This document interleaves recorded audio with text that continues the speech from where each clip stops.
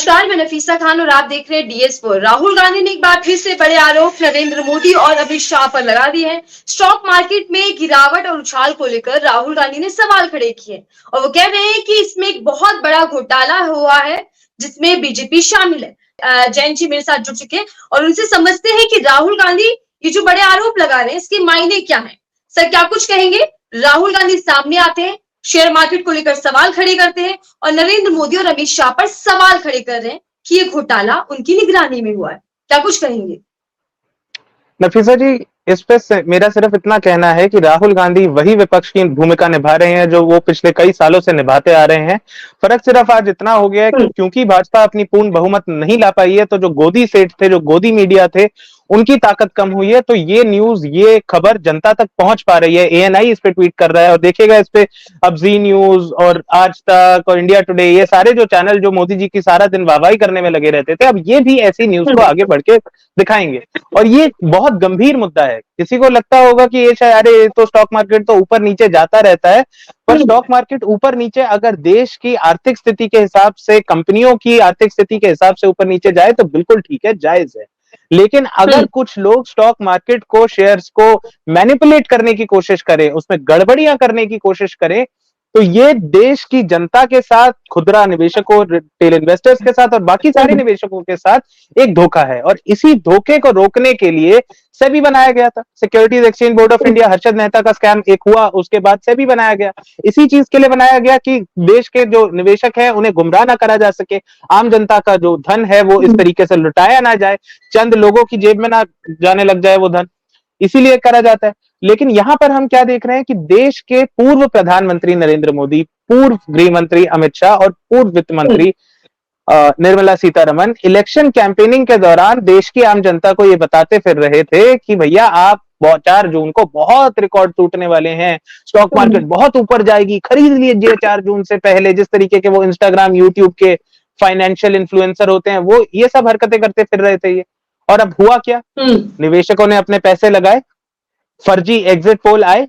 कितने exit poll थे, कितने एग्जिट पोल आए जिन्होंने कहा 350 सीटें आएंगी, 400 सीटें आएंगी, बीजेपी तो 400 पार का नारा देती फिर रही थी। आई कितनी? 240। पूर्ण बहुमत नहीं हो पाया।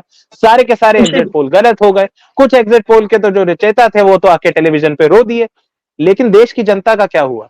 जिन्होंने, लोगों ने अपनी मेहनत की कमाई से, अपनी जोड़ी हुई पूंजी, कोई 10,000 लगाता है, कोई 1 लाख लगाता है, कोई 10 लाख लगाता है, उन्होंने अपने पैसे लगाए, रेट बढ़ा, और उन्होंने मतलब हाई रेट पे उन्होंने खरीदा और उसके बाद लो रेट पे अब उनके पास है, तो उनका नुकसान हो रहा है। अब इसमें एक चीज मैं आपके दर्शकों को खैर समझाना चाहूंगा, शायद सब कुछ को पता हो, कुछ को ना पता हो, कि इसमें स्कैम कहां पर है।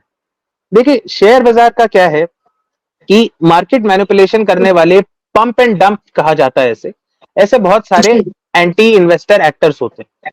इसका सिंपल सी एक चीज है, अगर मैं आपको बोलूं नफीसा जी ये शेयर आज 100 रुपए का है, ये 150 रुपए पे जाने वाला है और आप खरीद लीजिए, आपने मेरी बात मान ली। मुझे पता था ये शेयर कहीं नहीं जाने वाला था। आपके जैसे लाखों लोगों को मैं यही बात बोलूं, जब शेयर की डिमांड बढ़ेगी तो उसका प्राइस बढ़ता चला जाएगा, वो 100 से 120 रुपए का हो जाएगा। अब मुझे पता है कि 150 पे तो जाने नहीं वाला, इसकी तो बल्कि 100 रुपए की भी कीमत नहीं है। तो जैसे ही 120 रुपए पे आएगा, जो मैं उसी शेयर को पहले सस्ते दामों पे बहुत सारे खरीद के बैठा हुआ हूँ और मैं बेच दूंगा 120 पर।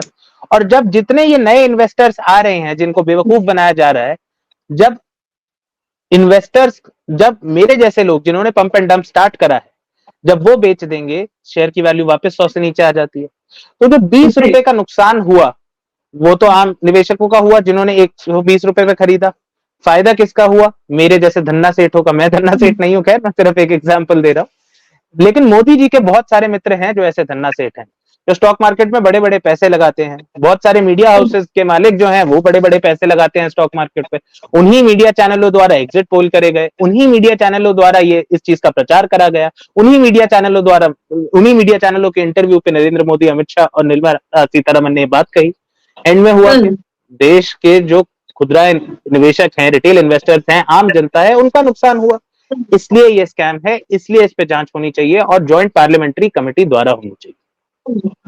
और देखिए निखिल जी, राहुल गांधी भी सवाल कर रहे हैं कि आखिर बीजेपी का, पीएम मोदी का और एग्जिट पोल का रिश्ता क्या कहलाता है। लेकिन मैं आपसे समझना चाहूंगी, एग्जिट पोल को लेकर इतने सवाल क्यों उठ रहे हैं? क्या एग्जिट पोल से ही अप एंड डाउन देखिए, एग्जिट पोल से जरूर एक जंप तो मिला।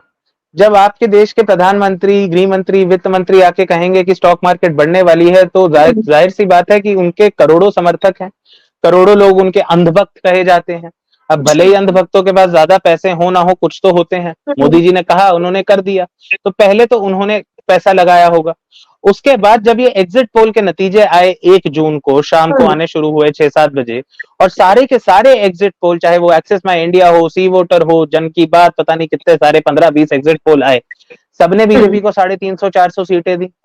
अब जब प्रधानमंत्री ने कहा था 400 पार होने वाला है, प्रधानमंत्री ने कहा था मेरी सरकार बनते ही 4 जून को बहुत ज्यादा शेयर के दाम भागेंगे, तो शेयर खरीद लीजिए, और उसके बाद ये एग्जिट पोल बड़े बड़े न्यूज चैनलों पे आके सूट वूट पहन के सब जनता को ये बताएंगे कि हाँ जी 400 पार होने वाला है, नरेंद्र मोदी फिर से आने वाले हैं, शेयर बाजार बढ़ने वाला है, तो जाहिर सी बात है और भी जनता इन्वेस्ट करेगी।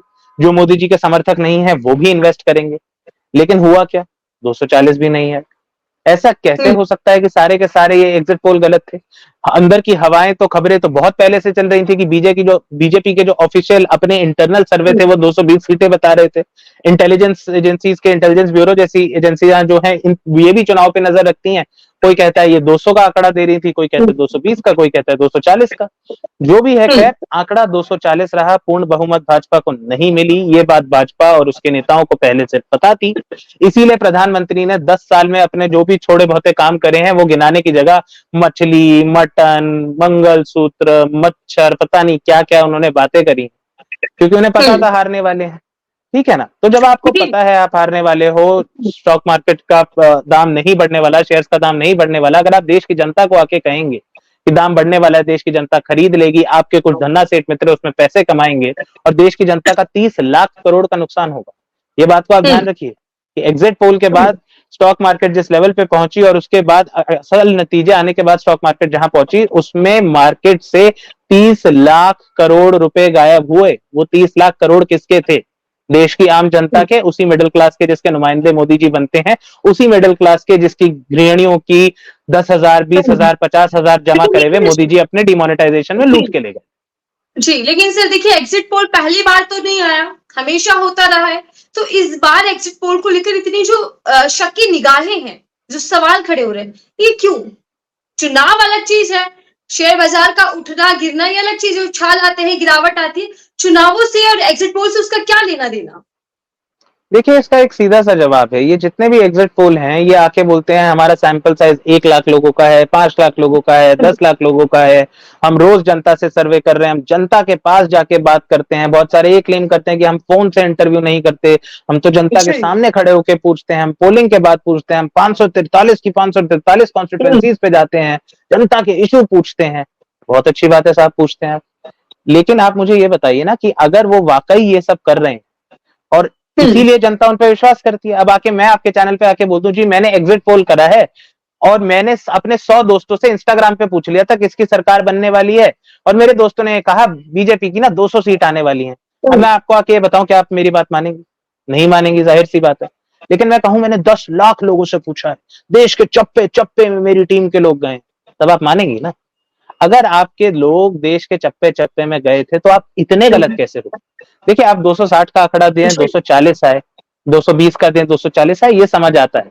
कोई भी पोल, सैंपल, सर्वे, रिसर्च, इसमें थोड़ा बहुत ऊपर नीचे होता है, मार्जिन ऑफ एरर हमें लेके चलना पड़ता है। 3-5-7% डेविएशन तक ठीक है, मैं कहता हूँ 10% डेविएशन तक भी ठीक है।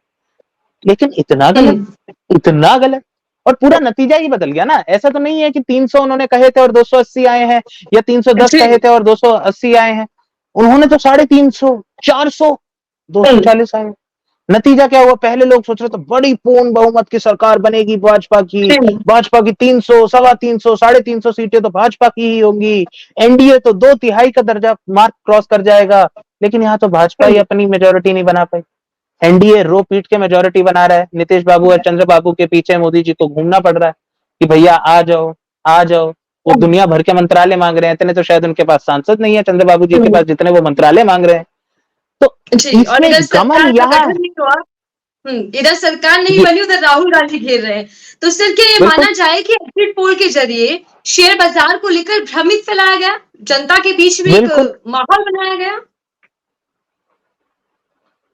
बिल्कुल, बिल्कुल। जनता के बीच में बहुत सारी चीज़ों को लेके माहौल बनाया गया। बाकी चीज़ों के हम्म। लिए तो सेबी का कोई मैंडेट नहीं है। जनता को तो ये भी बताया गया कि अगर इंडिया अलायंस आएगा तो बाबरी ताला लग जाएगा राम मंदिर पे, ये हो जाएगा, वो हो हम्म। जाएगा, भैंस चोरी करके भाग जाएगी कांग्रेस, आपकी मंगलसूत्र चुरा लेगी।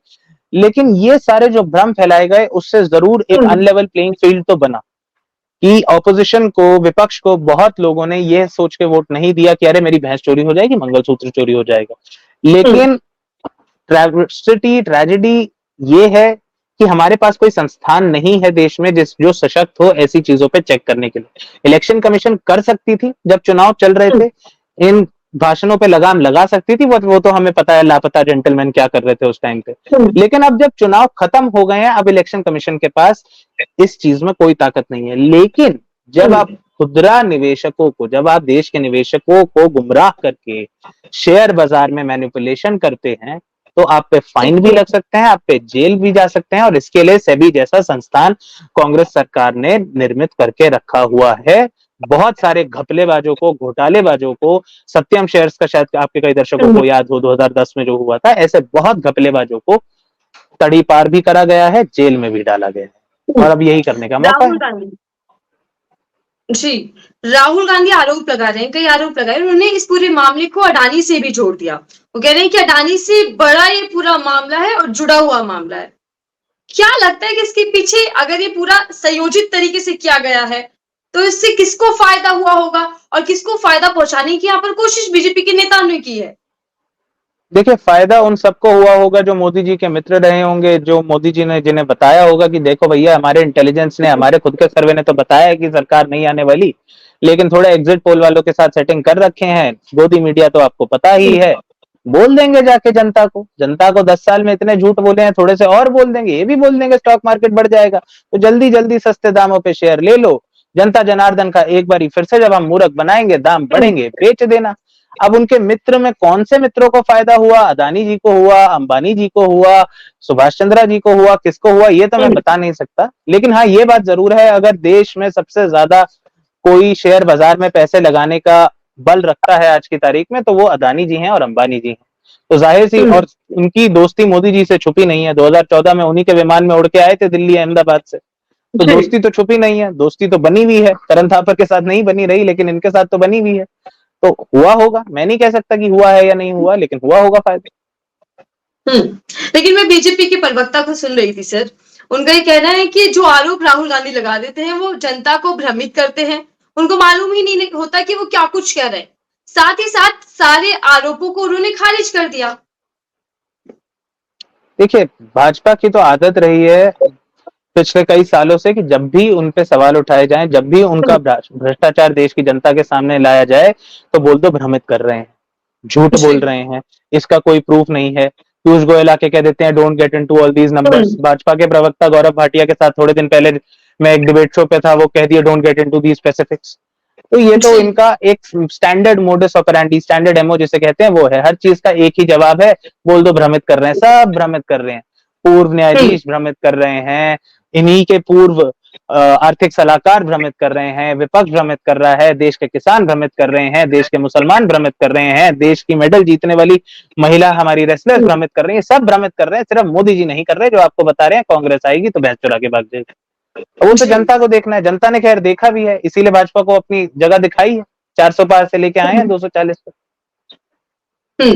राहुल गांधी ने मांग की है सर जेसीपी जांच हो, लेकिन आपको लगता है कि क्या जांच होगी इस पूरे मामले की? और अगर जांच होती है तो फिर जांच कहां तक जाएगी? कौन कौन इसमें दोषी पाया जाएगा? जिस तरीके से आरोप राहुल गांधी लगा रहे हैं, नरेंद्र मोदी, अमित शाह, क्या वाकई वो भी इसमें शामिल है?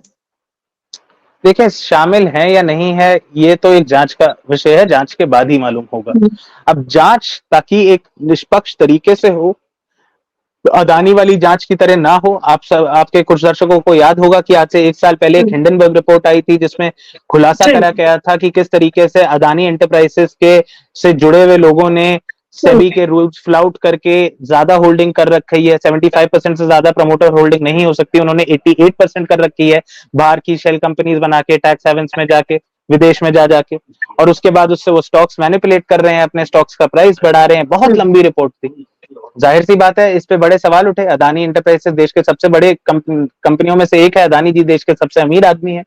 जब ये सवाल उठे तो जेपीसी की मांग की गई विपक्ष के द्वारा, लेकिन उस मांग को भी खारिज कर दिया गया। तब बोला गया कि अरे भ्रमित करा जा रहा है, देश पे हमला हो रहा है। अब मैं ये नहीं समझता कि एक बिजनेसमैन के खिलाफ बोलना, उसके भ्रष्टाचार के खिलाफ बोलना, देश पे हमला कैसे हो जाता है।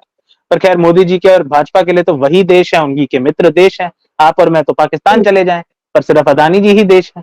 तो उन्होंने तब भी जेपीसी नहीं बैठने दी थी, अब भी शायद ही बैठने देंगे। लेकिन ये देश की जनता को देखना है कि जो भी सरकार बने, उस सरकार पे ये दबाव रहे कि जिस तरीके से देश की आम जनता का पैसा डुबोया गया है, 30 लाख करोड़ रुपए का नुकसान करा गया है, वो नुकसान की भरपाई अगर हो सके या ना हो सके, पर कम से कम जांच हो।